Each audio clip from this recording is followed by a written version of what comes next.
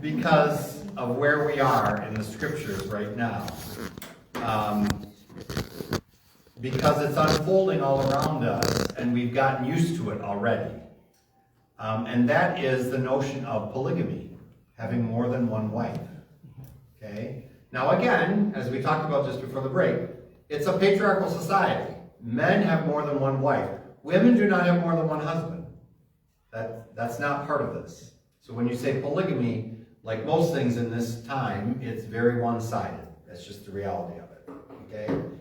But what do we as Christians profess at the time of wedding? Now, what? Early in the story of creation, we draw back and we say, God created them male and female. That is why a husband leaves his father and mother and clings to his wife, and the two become one. Blah, blah, right? I shouldn't say blah, blah, it's the scriptures. But it's that story that you're familiar with. It's those lines that we're familiar with. Okay?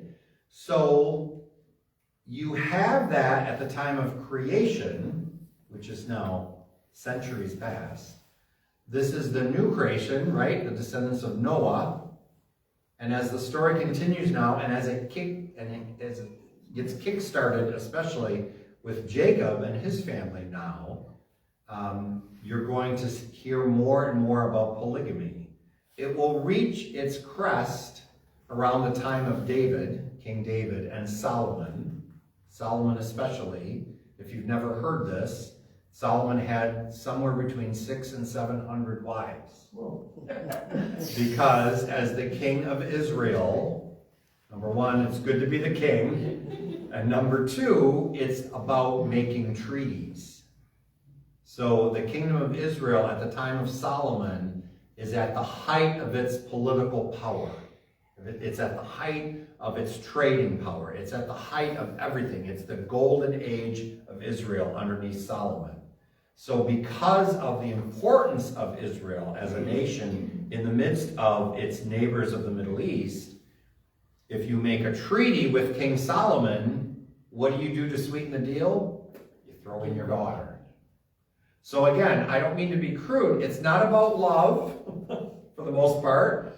It's about trade and commerce and politics and power, etc., etc. Okay, now by the time of Jesus, it seems to have fallen out of favor in the Jewish tradition. So that by the time of Mary and Joseph and the generations that come before them that are mentioned even in the New Testament, Matthew and elsewhere, you don't have another Simeon having more than one wife. You have Simeon and his wife, etc., etc. Okay? Joachim and Anna. You don't have Joachim had Anna and 3 other wives. There's no mention of that.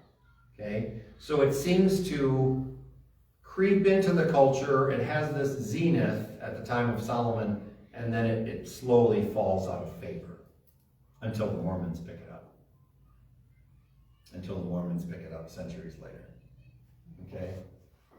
And of course, until we tune into 3 Sisters and all those other shows that make me absolutely crazy to that. So, okay. So now we're going to get back to the Rachel, Leah, and Jacob story, chapter 30. When Rachel saw that she failed to bear children to Jacob, she became envious of her sister. She said to Jacob, "Give me children or I shall die." In anger, Jacob retorted, "Can I take the place of God, who has denied you the fruit of the womb?" She replied, "Here is my maidservant Bilhah. Have intercourse with her, and let her give birth on my knees, so that I too may have offspring, at least through her." Have we heard this story before? Yes. Didn't work out well either. What makes her think this is a good idea? But here it is, just a few generations later. At least have my maidservant's daughter. And by the way, this is a classic phrase in the Jewish scripture. Let her give birth on my knees, which means as soon as the child is born, the adoptive mother, if you will scoop up that child and make it her own. Okay, so that to give birth on my knees means that child will be mine from the very moment of its birth. Okay? So she gave him her maidservant Bilhah as a consort, and Jacob had intercourse with her. When Bilhah conceived and bore a son, Rachel said, God has vindicated me. Indeed, God has heeded my plea and given me a son. Therefore she named him Dan. Rachel's maidservant Bilhah conceived again and bore a second son. And Rachel said, I engaged in a fateful struggle with my sister, and I prevailed, so she named him Naphtali. Such a great name. When Leah saw that she had ceased to bear children, she gave her maidservant Zilpah to Jacob as a consort. Poor guy. Yeah. You know, let's just skip it. I'm going to go home and watch Days of Our Lives. I know it's on our TV. They keep throwing it at us. So are you following this? Now you have the sisters competing. Somebody used the word competing before. Through their servants. And Jacob, We gotta do what you gotta do. you know, whatever you want, honey. Whatever you want. I'm here to please. It's crazy. So Jacob had intercourse with Zilpah, and she conceived and bore a son. Leah then said, what good luck. So she named him Gad. Not Egad, that's something totally different. Gad. Then Leah's maidservant Zilpah bore a second son to Jacob, and Leah said, what good fortune, meaning women call me fortunate, so she named him Asher. One day during the week, well, no, let me stop here. Just to be clear, because it is important for the story, Jacob has children with whom in terms of his wife? Leah. Has Rachel has she borne any natural children yet? No. Okay. You have Bilhah and Zilpah enter into the story. He does not marry them. They use the term consort, or eventually the term concubine would be used, which is basically a female companion that you are intimate with, but you are not married. Okay? And now, he could have, right? He already has 2 wives, but they're just giving him their servant women as consorts. So it's important to keep that straight. Jan, what are you dying to say back there? Kind of My like, mother used to say, if you fought it, you've already sinned. You might as well say it out loud. So. just kind of like friends with benefits. Yeah, again, this is reality TV Yeah. in Genesis. God help us. So, verse 14. One day during the wheat harvest, when Reuben was out in the field, who's Reuben? The son. So, he's already, getting up there in years, right? He's out in the wheat field. He came upon some mandrakes, which he brought home to his mother Leah. Rachel asked Leah, please let me have some of your son's mandrakes. What are those, by the way? Isn't it like a bird? They're like a bird. They're like a bird. So it's like fowl, geese, mandrakes, etc. Leah replied, was it not enough for you to take away my husband, that you must now take my son's mandrakes too? Very well then, Rachel answered. In exchange for your son's mandrakes, Jacob may lie with you tonight. That evening, when Jacob came home from the field, Leah went out to meet him. You are now to come in with me, she told him, because I have paid for you with my son's mandrakes. So that night he slept with her, and God heard her prayer. She conceived and bore a 5th son to Jacob. Leah conceived and bore Leah then said, God has given me my reward for having let my husband have my maidservant, so she named him Issachar. Leah conceived again and bore a 6th son to Jacob. And she said, God has brought me a precious gift. This time my husband will offer me presents, now that I have borne him 6 sons. So she named him Zebulun. I'm going to get gifts. So crazy. Finally, she gave birth to a daughter, and she named her Dinah. There you have it. Are you happy? You got a daughter with a name and everything. Okay?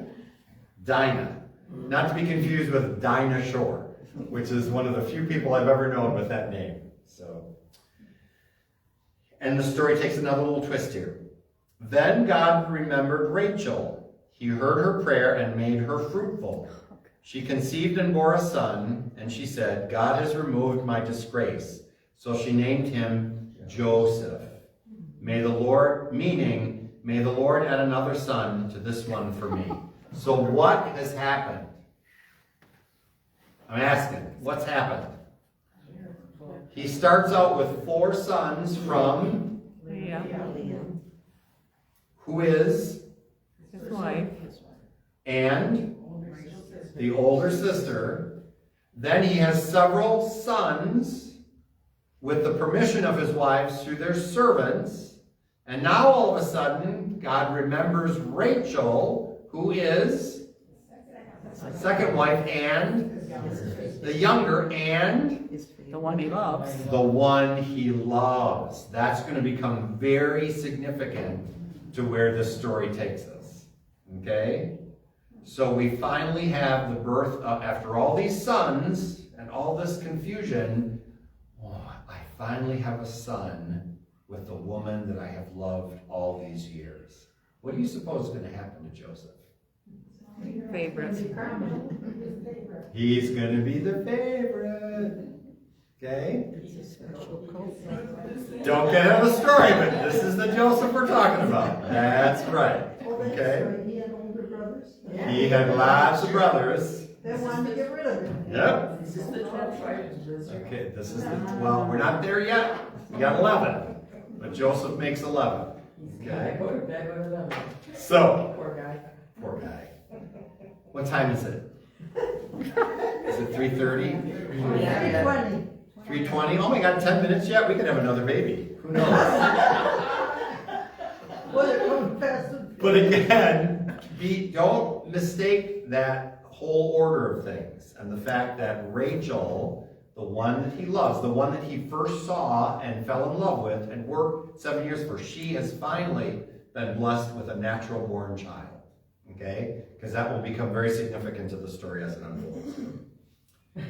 And let's just go there. Jacob outwits Laban. Who's Laban? His father-in-law. Okay, so it's time to get even, Pops. Verse 25. After Rachel gave birth to Joseph, Jacob said to Laban, "Give me leave to go to my homeland. Let me have my wives, for whom I served you, and my children too, that I may depart. You know very well the service that I have rendered you." Laban answered him, "If you will, please. I have learned through divination that it is because of you that God has blessed me." So he continued, "State what wages you want from me, and I will pay them." Jacob replied, "You know what work I did for you, and how well your livestock fared under my care. The little you had before I came has grown into very much, since the Lord's blessing came upon you because of my company. Therefore, I should now do something for my own household as well." "What should I pay you?" Laban asked. Jacob answered, "You do not have to pay me anything outright. I will again pasture and tend your flock if you do this one thing for me. Go through your whole flock today and remove from it every dark animal among the sheep and every spotted or speckled one among the goats. Only such animals shall be my wages.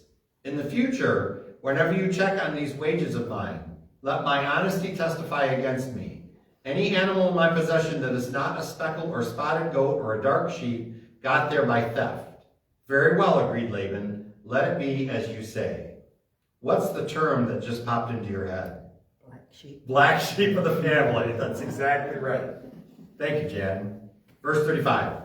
That same day, Laban removed the streaked and spotted he-goats and all the speckled and spotted she-goats, all those with some white on them as well as the fully dark-colored sheep. These he left in charge of his sons. Then he put a 3 days' journey between himself and Jacob, while Jacob continued to pasture the rest of Laban's flock. Jacob, however, got some fresh shoots of poplar, almond, and plane trees, and he made white stripes in them by peeling off the bark down to the white core of the shoots.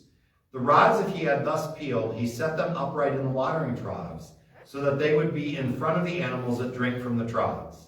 When the animals were in heat, as they came to drink, the goats mated by the rods, and so they brought forth streaked, speckled, and spotted kids.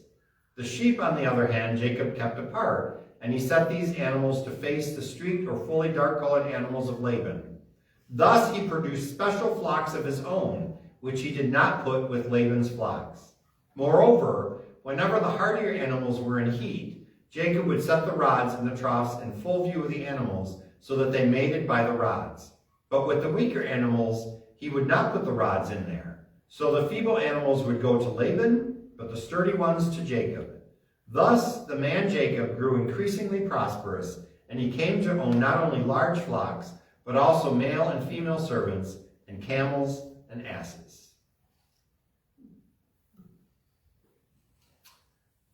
I am not trying to be crude about this, but you do understand the concept of being in heat, right? In other words, with animals, for cattle especially, it means it's time for them to mate. It's time for them to conceive. Okay, I just didn't want you to think, ooh, it's a hot time of day. No, because it probably is a hot time of day as well. But okay, so once again, we have this part of Jacob's personality which is pretty darn calculating and cunning. He says, I don't want your good sheep. Just give me the ones that have colors on them. And Laban agrees, and then he basically makes the flock color so that he has more and more and more and more. Okay? So what are the rods? I don't get the rods. It's let me go back to it. He got fresh shoots of poplar, almond, and plane trees, and he made white stripes in them by peeling off the bark down to the white core of the shoot. So you take a branch, and with a knife or whatever, you peel the bark down. When it's nice and green, you can do that. Okay? So that you end up with bark, no bark, bark, no bark. You can make it into a striped stick, basically. Okay? The rods he had thus peeled, he then set upright in the watering troughs so that they would be in front of the animals that drank from the troughs. In other words, you're getting their attention. You're getting their attention with these rods. If you put something different in front of an animal, they will go to that. And so that's all he's doing. He's just he could have used something else too. He's putting something in the troughs so that they will go to that spot rather than the place that doesn't have it. Cattle are strange beings. I know this from growing up on a dairy farm. We used to have a big pasture field behind our barns and silos. You know what silos are? Those big things that hold grain and silage and all that. And Holsteins, we had Holsteins. As soon as you came out of the gate was probably 16 foot wide, because you have full-grown animals, and we had 100 of them. So you have to have plenty of room. The gate was about 16 foot wide, and that opened up into a field that was probably 30 foot wide by a quarter of a mile long. It was a large pasture field that they would go into during the day, and then you would go and bring them back in for the evening milking, right? You do it in the morning and at night. This is the point I'm trying to get at. Even though they had 30 foot or 40 foot or whatever that was, they would follow each other in a single line back to the pasture. So that you would have this whole wide area of pasture, and there would be one area that was about this wide where all of them walked. They're very strange creatures. And this is what that's referring to. Just get their attention about something, and you'll keep their attention, and that's where they'll eat, or that's where they'll drink, or whatever. And then because of them coming into heat, he's mixing the flock just right so that they mate at that point and spread. He's basically making a hybrid herd. This is the first evidence that we have of selective breeding, basically. And how do you do that? By getting their attention and making them eat or drink in a certain place. I thought they were getting color from a rod or something. No. It's just a matter of mixing this animal with that animal and getting it. Yeah. Okay? Oh, nobody said he's stupid. As my dad would say, he's kind of too smart for his own good sometimes. Okay? Let's leave the story there. I'm just going to ask, just as a point of review, how many sons does Jacob have at this point? 11. 11. Oh, but I thought he had Joseph too. That was Joseph 11. is not the youngest, though. hold on to that thought. But I just want to know that the family is now built to almost its full capacity, but we have one more son that will be born yet. Oh. Okay? Joseph is the second from the youngest. As the story continues, we'll fill it out, so to speak. Okay? Which brings me to my thought. We're going to be wrapping up in May, right? And if my prediction is right, we're going to finish up Genesis in that time frame. So I have to talk to my daughter about this because I haven't seen it for a bit. I need to figure it out. Just for fun, if you would like to watch Joseph in the Amazing Technicolor Dreamcoat, I have it on video. I just have to find it. Have any of you seen that show? Years ago. Would you enjoy that? Yes, yes. It would just be a fun way to kind of end the class for the season. It's a musical, obviously. The version that we have has Donny Osmond in it, in a loincloth, for all you ladies. So there's that. So I'll talk to Abby, try to figure out where it is, because I think it's somewhere in the house. I just don't know where she stashed it, because it was one of her favorite things when she was a kid. And it would just be a fun way to kind of, because that's where I want to leave the story. I want to leave the story with Jacob and his sons preparing to continue the story from there. So if I can get my hands on that, I thought that would be something fun. You know, eat popcorn, watch something fun, sing along if you wish. Just so you know, too much information I know. Before Abby was born, so I think it was 99 or 2000, Clio Cast and Crew, because we were living down in that area at the time, did a rendition of Joseph in the Amazing Technicolor Dreamcoat, and I was Reuben, the oldest son, which I resented because I was one of the youngest guys in the cast at that time. Now I would have fit it a little bit better, but I did have a fun solo that I can tell you about some other time. So, on that happy note, thanks for coming back.